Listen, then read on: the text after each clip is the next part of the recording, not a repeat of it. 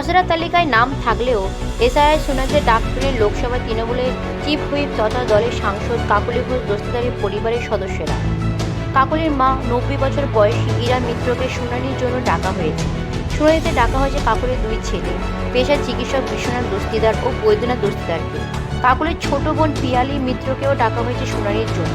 কাকলির দুই ছেলে কলকাতার ভোটার, মা ও বোন উত্তর ২৪ পরগনায় ভোট দিয়ে এসেছেন এতদিন। মধ্যমগ্রামের দিকবেড়ে ভোট দিয়ে এসেছেন তারা। সেই মতো কাকলির দুই ছেলেকে কলকাতায় এবং মা ও বোনকে বারাসাত ২ নম্বর ব্লকে শুনানিতে হাজির হতে বলা হয়েছে।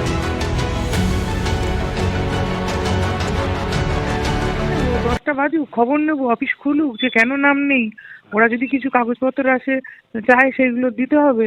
এগুলো আমার মতন মানুষ যে আজকে 50 বছর ধরে রাজনীতি করছি, তার যদি এরকম ভাবে বাড়িতে এরকম আঘাত করে ভারতীয় জনতা পার্টি, তাহলে জনসাধারণের প্রতি, সাধারণ মানুষ, এত লেখাপড়া জানে না সেরকম মানুষ, গরিব মানুষ, তাদের উপরে কি অত্যাচার করছে? আমার তো প্রশ্ন একটাই, আর কিছু নেই। নাম নেই না, ড্রাফট রোলে নাম আছে, ওনাদের সিলি মিস্টেকের জন্য হয়তো কোনো রকম কিছু একটা সেটা সংশোধন করে দেওয়ার জন্য বা কারেকশন করার জন্য একটা চিঠি এসছে, ফর্মাল চিঠি।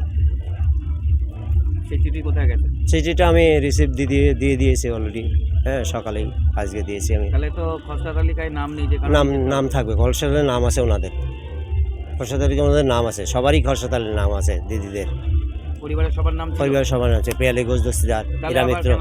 ওনাদের একটা হয়তো মিস্টেকে হয়তো যে এনুমেশন ফর্ম ফিল আপে হয়তো কোনো রকম গোলমেল থাকতে পারে, সেগুলো হয়তো ইলেকশন কমিশন ডেকেছে আমাদের মারফত চিঠিটা দিয়ে, সেই চিঠিটা ওনাদেরকে পৌঁছে দেওয়ার আমার কথা। সেই চিঠিতে কার কার নাম আছে? সেখানে নামে শুধু পিয়ালি মিত্র এবং ইরা মিত্র।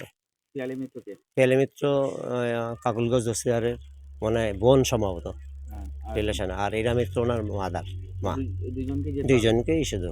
কবে যাবে, কবে? 31 তারিখে ডিসেম্বর মাসে 31 তারিখ হচ্ছে পিয়ালি মিত্রর হিয়ারিং আছে, এবং ইরা মিত্র মাসিমার হচ্ছে ওনার 8 তারিখে, জানুয়ারি মাসের 8 তারিখে যাবে।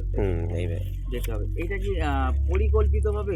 না, এটা আমার তো মনে হয় না পরিকল্পিতভাবে, কারণ এটা ইলেকশন কমিশনার দেখছে, যেটা কোনো টুকটাক খুঁটিনাটি ভুল যদি থাকে সেগুলোকে একটা ছোটোখাটো হিয়ারিং দিয়ে এটা সংশোধন করে নেবে এবং তাদের ফাইনাল লিস্টে তাদের নাম এসে যাবে, আমার আশা।